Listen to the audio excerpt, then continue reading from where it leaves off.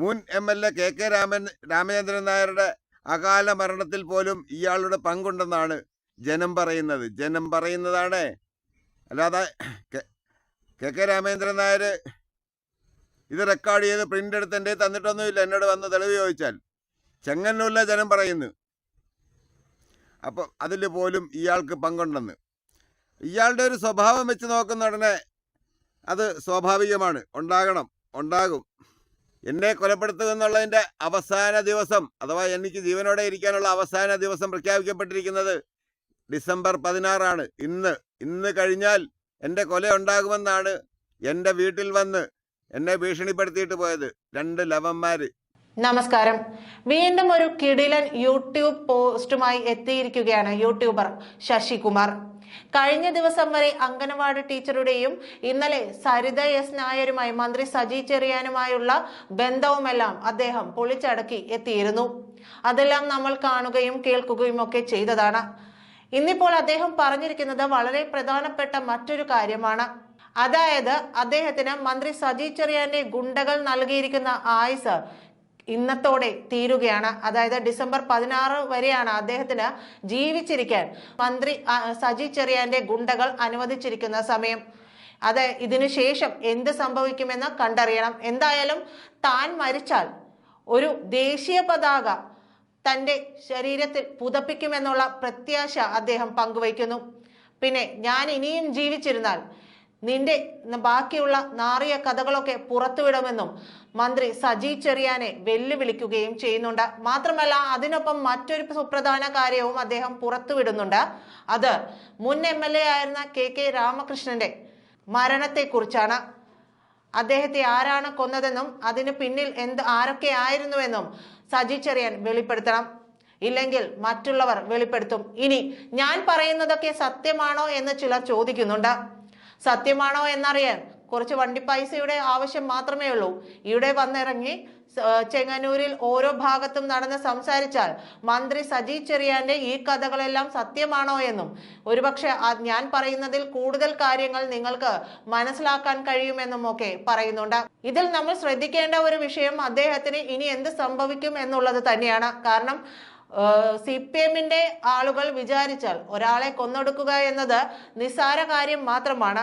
അപ്പോഴും അദ്ദേഹം നെഞ്ചുറപ്പോടെ പറയുകയാണ്, ഞാൻ ഇനിയും ജീവിച്ചിരുന്നാൽ ഇനിയും നിന്റെ കഥകൾ പുറത്തു വരുമെന്ന്. പിന്നെ അന്തരിച്ച ആ മുൻ MLA കാര്യം അതിലെ വാസ്തവം എന്താണെന്നും അദ്ദേഹം വെളിപ്പെടുത്തുന്നുണ്ട്. അദ്ദേഹത്തിന്റെ ബാക്കിയുള്ള വാക്കുകൾ നമുക്ക് കേൾക്കാം.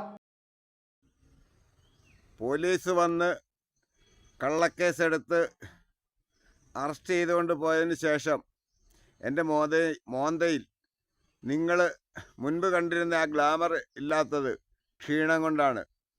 2 ദിവസം എന്നെ കൊണ്ട് തിരിച്ചും മറിച്ചും ഒക്കെ ചോദ്യം ചെയ്യുമായിരുന്നു.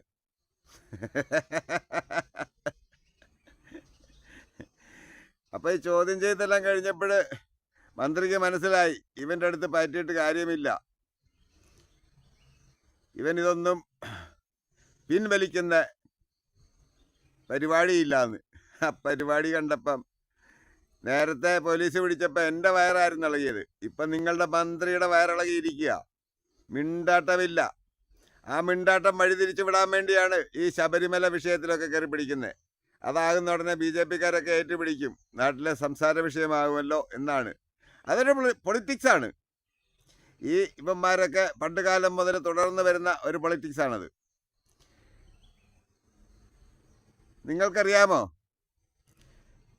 നിങ്ങളുടെ സാംസ്കാരിക മന്ത്രി ചെങ്ങന്നൂരിലെ CPM-ന്റെ ഏരിയ സെക്രട്ടറി ആയിരുന്ന കാലം മുതൽ ചെങ്ങന്നൂരിൽ നടത്തിയിട്ടുള്ള കൊള്ളകളെയും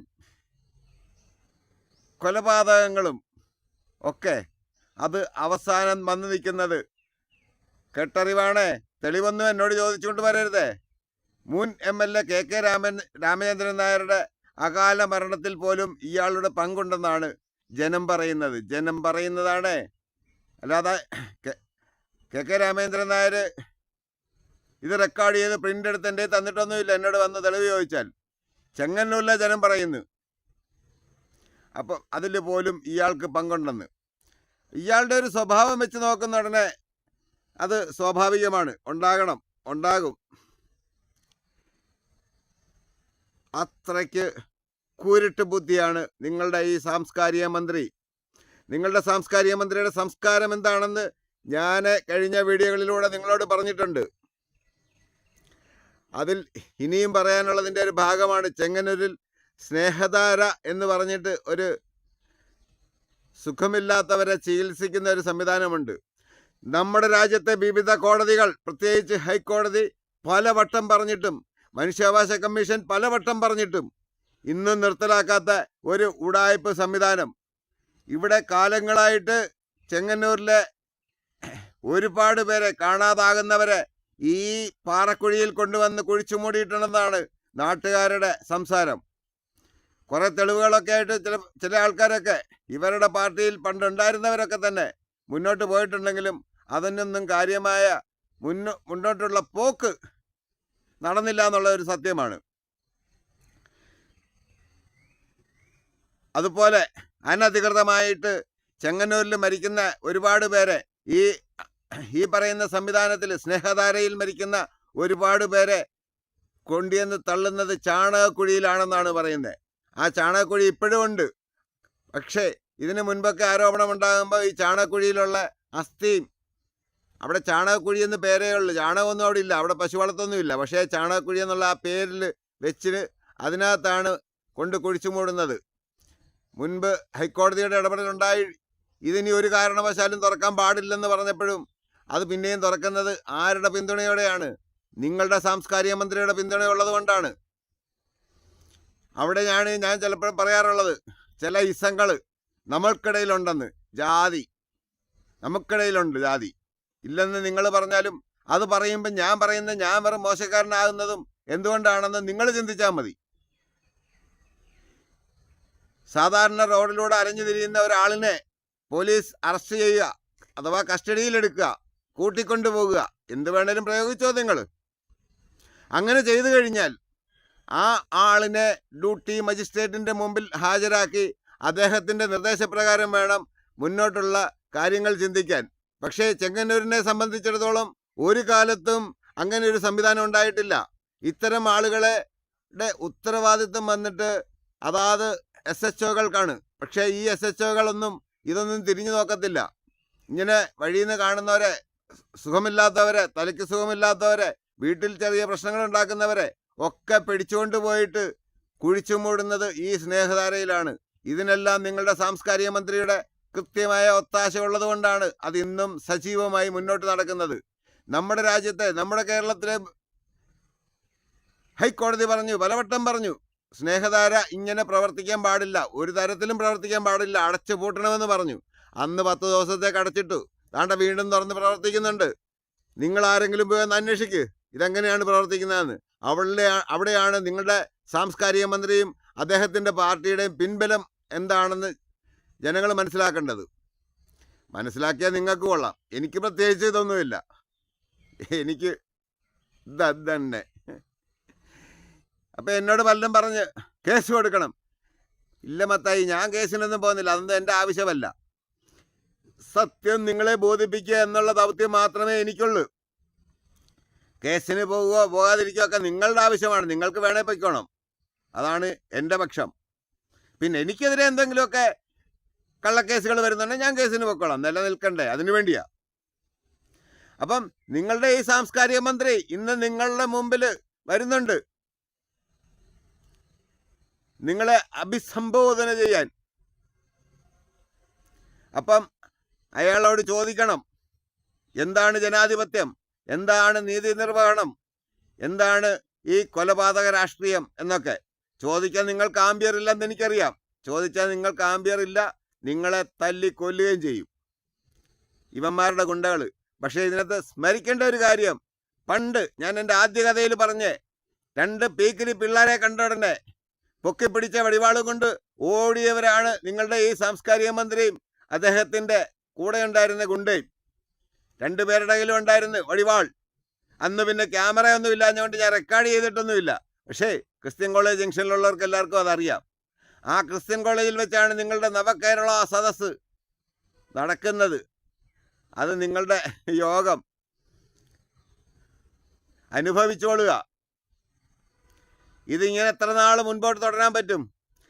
ഇന്നലെ എൻ്റെ നാട്ടിലെ ഒരു പഞ്ചായത്ത് മെമ്പറാണ് CPM-ൻ്റെ എന്നെ വിളിച്ച് പറയുന്നു, ഇത്രയൊക്കെ ഉണ്ടായിട്ടും അവൾക്ക് ഒരു ഉളുപ്പും ഇല്ലാതെ ഞെളിഞ്ഞു നടക്കുന്നെന്ന്. അവളെ പറ്റി ഞാൻ വല്ലതും പറഞ്ഞു കഴിഞ്ഞാൽ പിന്നെ കേസെടുക്കുമെന്ന് ഭീഷണിപ്പെടുത്തുമല്ലയോ? ഒക്കെ നിങ്ങളെ അനുഭവിക്ക്, നിങ്ങളുടെ എല്ലാവരും യോഗമാണിത്.